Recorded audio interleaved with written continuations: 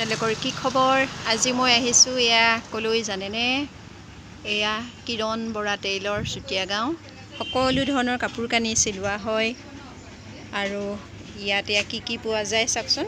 ইডলি পিঠা, পানী পিঠা আৰু এয়া আপোনালোকক এফালৰ পৰা দেখাইছোঁ চাওকচোন। এয়া সকলো ধৰণৰ বস্তু ইয়াতে পোৱা যায়। এয়া কাপোৰ চিলাই এয়া চাওকচোন, প্ৰতিটো বস্তু ইয়াতে পোৱা যায়। এয়া বিচাৰিলে সকলো পাব। তাৰোপৰি আপোনালোকক ইয়াত দেখাব পাইছোঁ, ইয়াত চাওকচোন এয়া ঘুগুনিও পোৱা যায়, চাহ ঘুগুনি যি পোৱা যায়, যি বিচাৰে আপোনালোকে সকলো পাব। এয়া আপোনালোকক দেখাইছোঁ এয়া ঘুগুনি। এইটো কিহৰ? এইটো পালেঙৰ, এইটো মচন্দৰী।